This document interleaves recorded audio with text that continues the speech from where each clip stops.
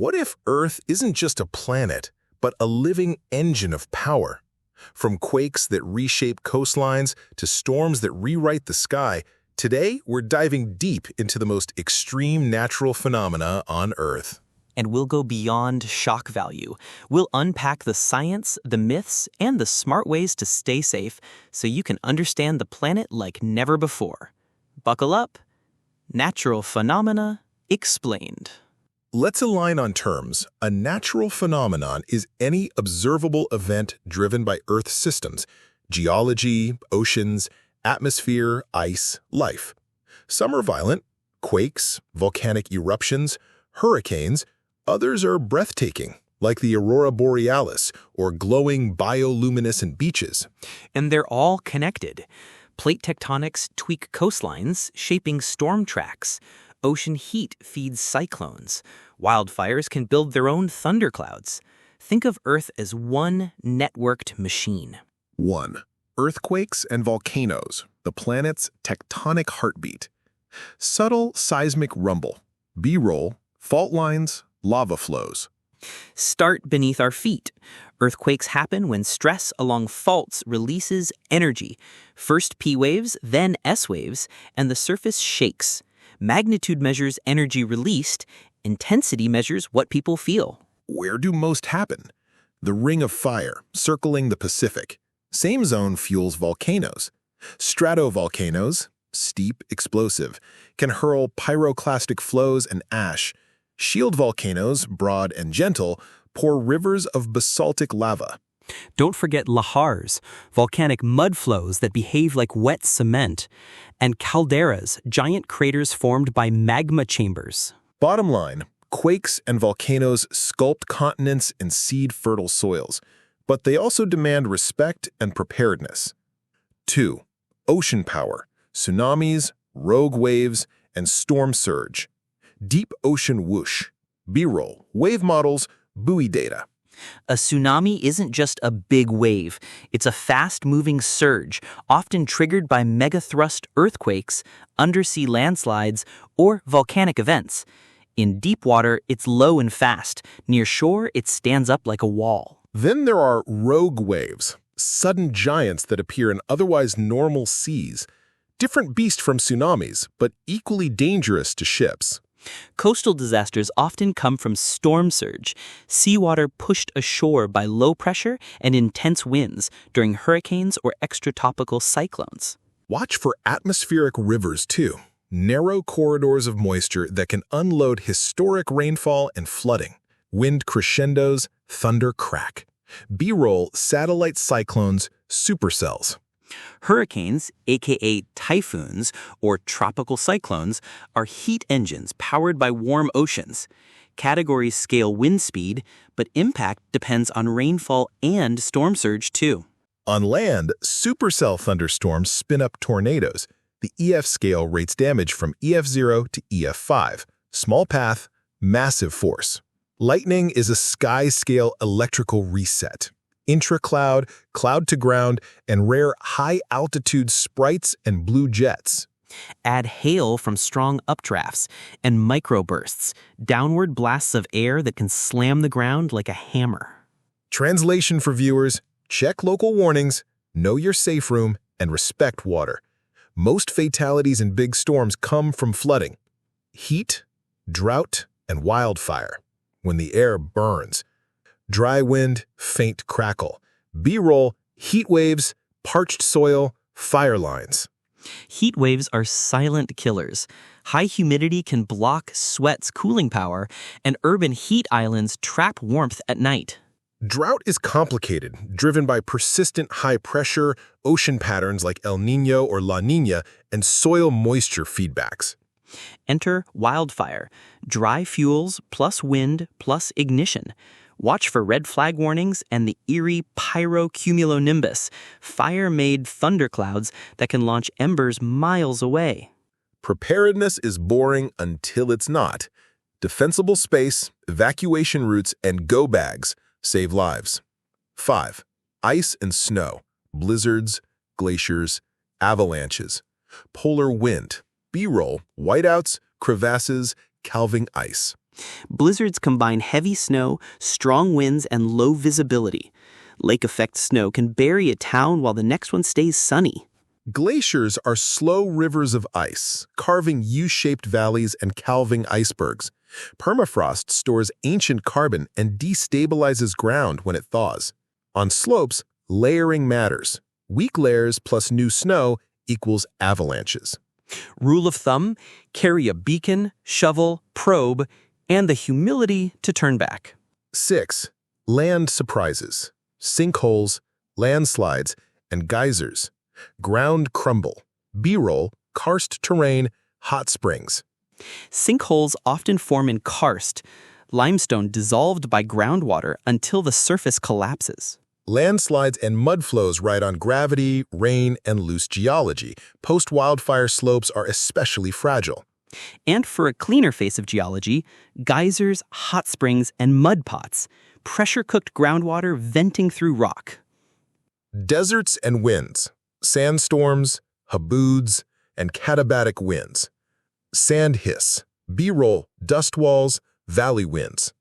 Sandstorms and haboobs are towering dust walls, often collapsing outflow from thunderstorms in arid regions. Katabatic winds, cold, dense air draining downhill, can scream off ice sheets. Coastal Foehn or Chinook winds warm and dry downwind of mountains. 8 rare spectacles, aurora, sundogs, and bioluminescent shores. Ambient synth, B-roll, aurora curtains, halo displays, and glowing waves. Aurora paints the night when solar particles excite atmospheric gases, green, red, and violet curtains of light. Ice crystals make sundogs and halos, optical rings and bright spots flanking the sun. And at certain beaches, bioluminescent plankton ignite the surf, nature's neon. 9. Preparedness and early warnings. On screen, stay weather ready. Action list. Enable wireless emergency alerts, know your local hazard map, sign up for community warnings, and keep a 72-hour kit. Learn your region's biggest risks. Coastal surge, quake shaking, fire weather, and practice your plan. Calm theme rises. Earth is wild, but it's not random. The more we learn, the safer and more awestruck we become. Tell us which phenomenon fascinates or scares you most. Drop a comment with your city or country and the wildest weather you've seen. If you love this deep dive, like, subscribe, and share. It helps the algorithm and brings more curious minds into our community. Both of us. Stay curious, stay ready. When we think about Earth, it's easy to imagine it as solid and stable. But in truth, our planet is alive with motion, energy, and endless transformation. Every earthquake, every storm, every eruption is part of its pulse. Exactly. Earth is not random, it's systematic. What looks like chaos is often balance. Volcanoes, storms, and floods may devastate, but they also create. They build fertile lands, regulate climates, and shape ecosystems that life depends on.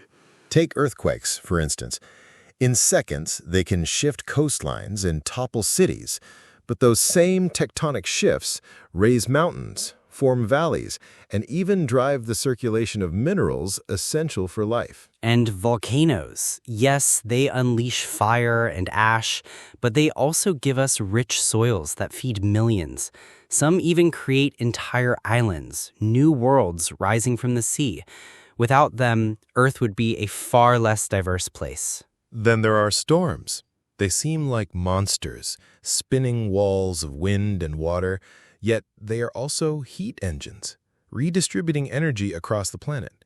Without storms, the tropics would overheat and the poles would freeze even harder. And let's not forget the sky's wonders, the aurora borealis glowing across polar nights, or halos and sundogs created by ice crystals.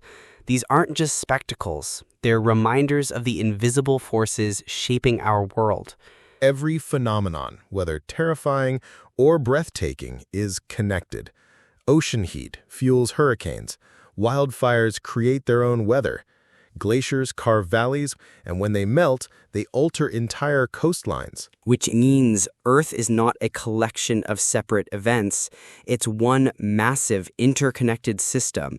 To understand a flood, you must understand the rains, the winds, the oceans, and even the land beneath. The challenge for humanity is not just to survive these forces, but to learn from them, to use science to predict, to prepare, and maybe even to harness their power.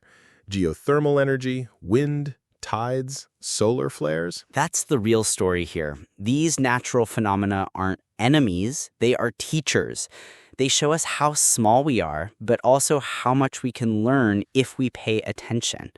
So let's ask our listeners, which phenomenon captures your imagination, or your fear, the most?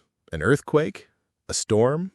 A glowing night sky? Share your story with us, because Earth's power is not just something we study, it's something we all live through together. And remember, knowledge is preparation.